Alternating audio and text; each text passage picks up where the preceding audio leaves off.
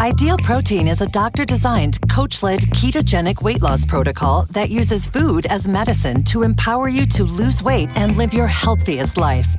And welcome back to the Livingston Parish News Weekly Show, a podcast brought to you by Livingston Parish News. My name is McHugh David, publisher and editor of the news. Appreciate you guys joining us today. We are here for our third round. Having the mayor here. I'm going to let him introduce himself in just a second. Coming to talk to us about the business of the city. So good morning, sir. How are you? And go ahead and introduce yourself. Good morning. I'm Gerard Landry. I'm the mayor of the city of Denham Springs. The 7.5 square miles. 7.5 total square miles. Right over here on the western side of the parish. So Mayor Gerard and I like to get together, usually in and around your 2 council meetings a month. It's the second Tuesday and fourth Monday, correct? That's correct. And I'm talking a little bit about what's going on and a couple of good pieces of news to sort of start this conversation off. One, at your most recent meeting, I know y'all approved, as per usual, standard operating procedure, closing off the road for Springfest, which is coming up a week from this Saturday. So tell us a little bit about how the city's feeling about this. Well, I'm going to tell you, we've already sold out. I think it's 160 odd booths, and the vendors are excited because they missed last year. They actually missed 2 events last year because of COVID. So they're excited to get back. The retailers downtown are excited to come back. And so it's going to be a sense of normalcy again. We don't know how many people to expect. We've just asked people to be respectful, wear the mask if you feel comfortable wearing it, follow the guidelines that the governor has out there for us. The biggest crowd we've ever had was approaching 10,000 people. Don't know that it'll be there, but you know what? If it's a pretty weekend, it just could be. Yeah. It just could be. And it's always a huge event for the commerce here in the Denham Springs area. So that will be coming up again on April 24th, a week from this Saturday. Also coming up, which was missed last year, Cinco de Mayo. Only one restaurant has applied for a noise variance and things of that nature. Poppy's, I believe. Yes. But that should be another good event, right? Getting people out again. Well, of course. Then all the other Mexican restaurants, like everybody else in town, are still going to be open. But they just won't have outdoor events. And Poppy's was the only one that applied. And, of course, they will be approved. And we're going to go forward with those guys. So lots of good stuff coming up in the next couple of weeks. It's going to be plenty of fun, tons of fun. And it'll be good to get out, hopefully, this nasty weather that we've been having. Again today, right? Yeah, exactly. And hail. Wow. It's been a while since I've seen a hailstorm in April. Hell yeah. So getting into the business of the city, wanted to talk to you a little bit about Benton Lane. There's currently an improvement project going on, which is pretty standard. I believe it's I always forget the exact name of the program. It's through the MPO. It's a connector road program. Okay. That connects major thoroughfares. Right, and Denham Springs has a pretty good setup considering it's bisected by several state roads. It does help. Yes, I can imagine. So you apply through this program and put in certain roads, and it's widening, overlay, and drainage, correct? That is correct. Okay. So right now working on Benton Lane, which is if you live inside Denham Springs, where Benton intersects River Road is always a fun time when the river is up. But, of course, you're going up a large hill to get onto Benton itself. So you originally made a payment, but the I guess you can say the way the city participates in the program is engineering plus a cost share, correct? It's 80-20. The federal government pays 80%. We pay 20 plus engineering. So I've always said it's like 80-40. Right. It's a pretty expensive proposition, but at least you have 80% of the roadway paid for, and that's a significant number. Sure, and it has to help the residents as well. Oh, without a doubt. So, you bring the standards of the road up to the current regulations, okay? Be it a 19 or 20-foot wide roadway, they relocate the mailboxes, and while they're at it, they try to improve the drainage issues that you may have. A lot of culverts being installed, so we're excited about that to get the drainage. Of course, everybody's so very concerned about drainage, and this is a good way to get that taken care of on that whole stretch right there. Sure. And so I wanted to bring up something else that you and I had discussed, not along those lines, but what's interesting is if you're on a street that has open ditches and you're interested in subsurface drainage, you and I have talked in the past offline. We're going to talk about it online today. You guys are willing to provide labor because you want to make sure that you've got your drain levels and fall right, correct? That is correct. So if you come to us and say that you want to have culverts installed in your yard or culverts installed under your driveway, maybe you've had one that's failed. The first thing that we would have done is have George come out and talk to you. George Lathers is our street department director, and have him come make sure that we get the proper size culverts. Because there's some culverts around town that are 6 or 8 inches, and maybe it needs to be 12 to 15 inches, and which is more of a standard. So that 15 to 18 inch range would be ideal. But he will talk to you and share with you what his opinion is as far as the right size. You purchase the material, have it delivered to your site. Once it's delivered, then we'll come back and actually either remove the old, or if it's just an open ditch, dig it out, and so that we can have the proper fall so you get proper drainage. So please remember that you can come speak with the city to get those changes made. Now, one thing that you and I were discussing, and it kind of a lot of branch conversation from that Benton Lane improvement, but whenever they grind up whatever it is, concrete, asphalt, whatever the old roadbed was, they give it to the city, correct? Most of the time it's crushed asphalt. They grind it up. They have a large machine that does it, and they have to dispose of it. So one of the agreements that we hold with DOTD and their contractors is we'll take the product because we utilize it to help. Like, for example, if we were to go out there and install a culvert in your driveway, we had to dig up your old driveway in order to install a new culvert. We would just go back with the crushed asphalt on top. I can do that. I can provide that for you because it doesn't cost us anything to do it other than the labor. If you have a cement driveway, you have to pay for the cement and have a contractor do that for you. We also have a mountain of this stuff at the city lot. Of course, we keep sand and limestone and gravel, and we have this crushed asphalt as well. And we, if a citizen needs to, he can bring his small trailer for his household needs. He can come to the street department, and we'll take a little Bobcat and we'll load you up some. You can go home and make repairs that you may have in your driveway or along the roadside. Right. So, you as a citizen you're paying for that technically. Well, technically. And so it is yours, and y'all have it available for citizens. You brought up a name several times, and we always like to brag on George Lathers. Yes. He is a city employee, head of the street department, correct? That's correct. And, he is there to solve your street problems, your minor drainage problems, and all sorts of things. So want to bring up and make some connections here. The conversation we had last time you joined us about the Kelly Street Apartments.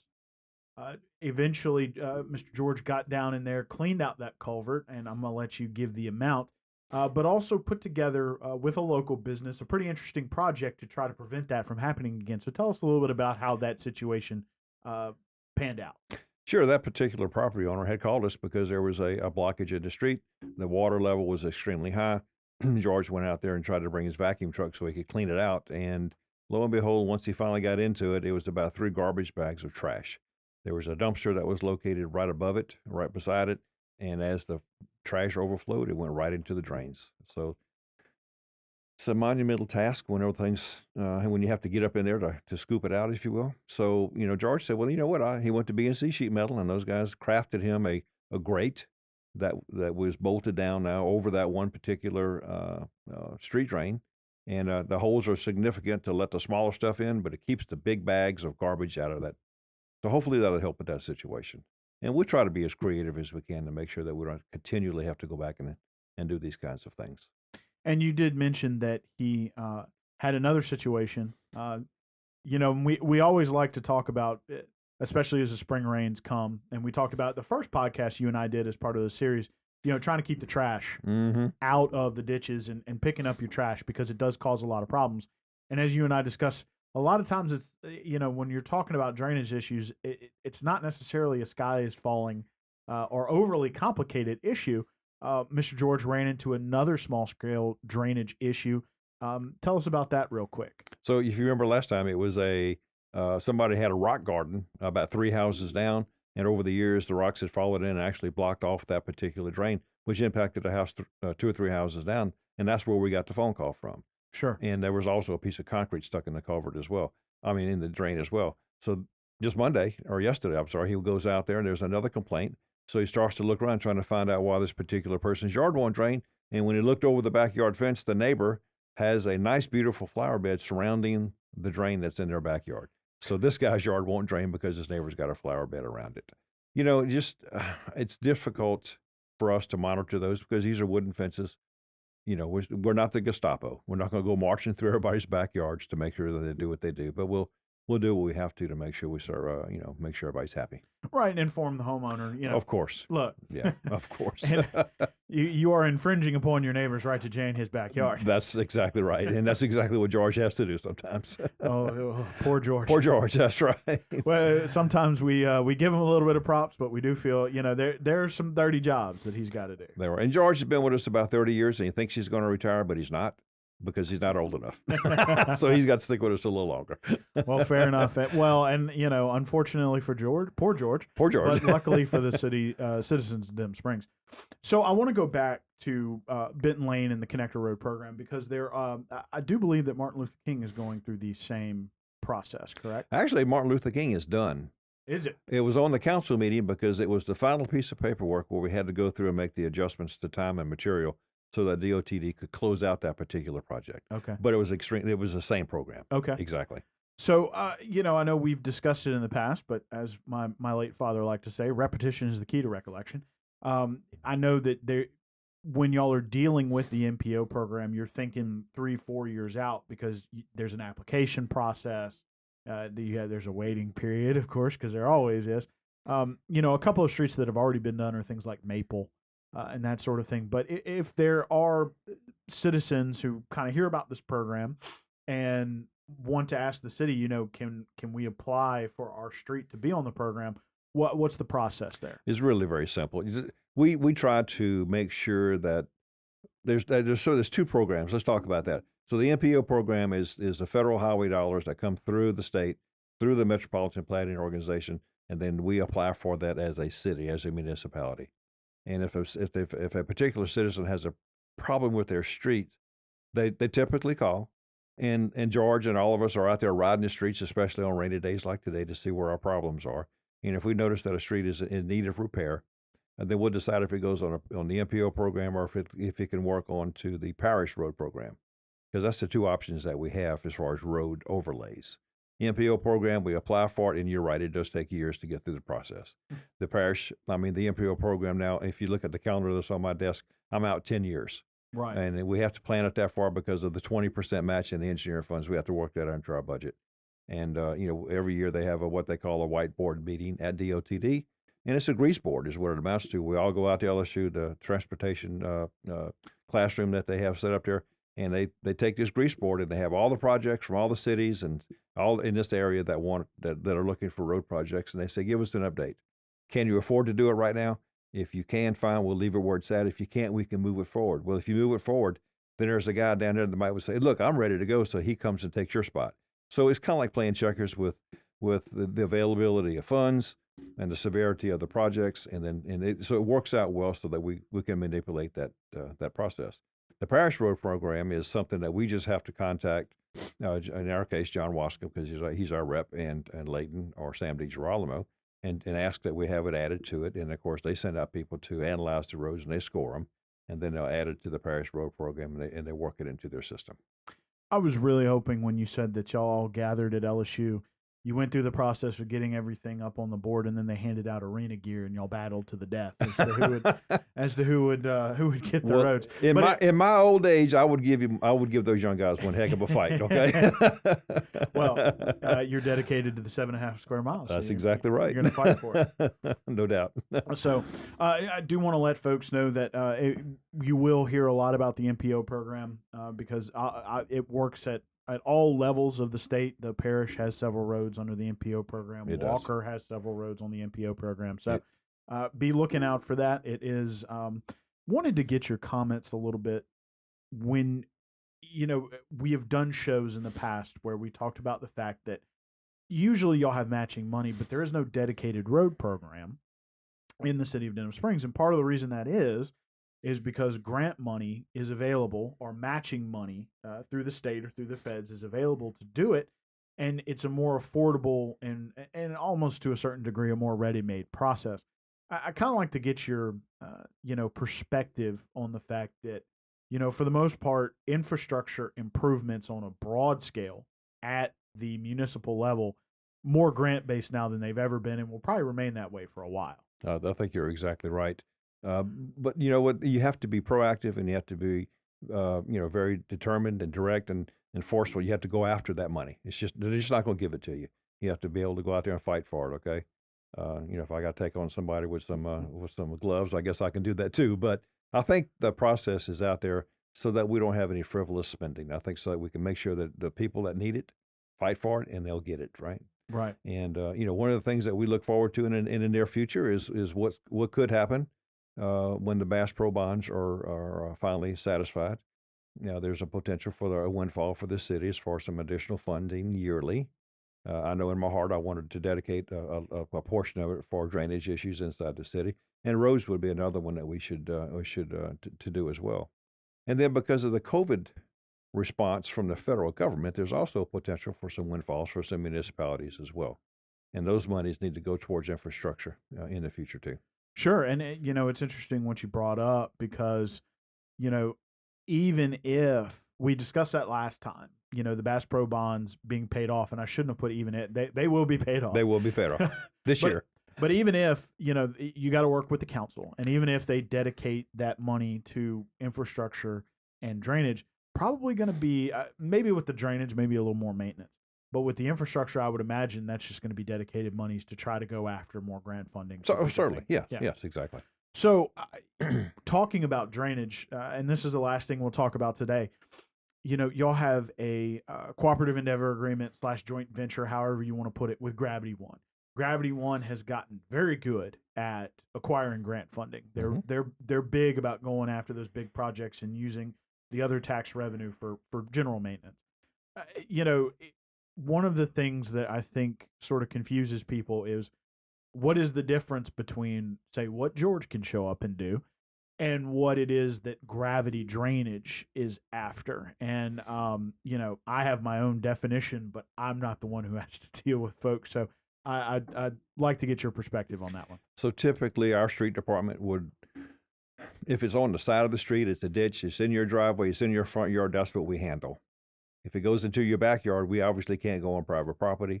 And when you get into some of these subdivisions that have these big laterals in the back of their properties, we just don't have the equipment or the manpower to go out and handle those. There's a good example would probably just right behind, matter of fact, on both sides of the Willows. These ditches are probably 10, 12 foot deep in some cases and 20 feet wide. And we surely don't have the manpower and or equipment that can do that, but Gravity Drainage does. Right. So it's a great cooperative endeavor between the two of us to go out there and handle those. Sometimes we get into maybe a smaller situation and we'll call them. They'll be glad to come out and help us any way that they can. And so it's a wonderful endeavor for us to be able to get some more work done here in the city. Right. So and it was also important to let people know, I think, because there was some confusion when that was signed. The city isn't paying Gravity One anything, no. And Gravity One isn't paying the city anything. No. The city is within Gravity One's, I guess you can say, taxation area, and also the city is placed within the Grays Creek watershed and Amy watershed, yeah. So, and which is their purview. So it was just it made sense. It really did, and those guys have just been phenomenal at the service that they provide for us. They've been exceptionally great at the grants that they go out and write because some of the matter of fact, Jamie Seal is very good at the grant process. I think that's the world that he came out of, right? And so he knows how to work the system, if you will. But he knows all the avenues to go, and that's a tremendous asset to all of us. And Jamie Seal, quality engineering is the engineer. Those are the engineers of record for Gravity One. Right. Of course, we talked yesterday with Gary Fraug-Taubert about Gravity 2 in District 2, which is the Watson area. I don't think those numbers were meant to match up. They just happened to. Again, Mayor Landry, we always appreciate you stopping by to have a little chat. If you could, please give us one last introduction as we sign off here today. I'm Gerard Landry, the mayor of this great city that we love and call Denham Springs. It's paradise on earth. There you go. 7.5 square miles of paradise. That's it. And my name is McHugh David, publisher and editor of the news. Appreciate you guys out there joining us for the Livingston Parish News Weekly Show. Please remember Springfest coming up a week from this Saturday. Cinco de Mayo will be 2 weeks after May 5th. that. Yep. And then Mayor's Prayer Breakfast, May 6th. So Thursday. Thank you for bringing that up. 6:30 at Council on Aging. Everybody's invited. And we will bring that up again at our second show of the month here in 2 weeks. But don't forget, Mayor's Prayer Breakfast. There you go. May 6th. Again, my name is McHugh David, publisher and editor of the news. We are on Facebook, Twitter, LinkedIn, Instagram, and YouTube. We are once a week in print on Thursdays. It's $7 a month to get that in your mailbox. We're also online, www.livingstonparishnews.com. We appreciate you one last time for joining us. Without your ears, we couldn't do this, and we will see you next time.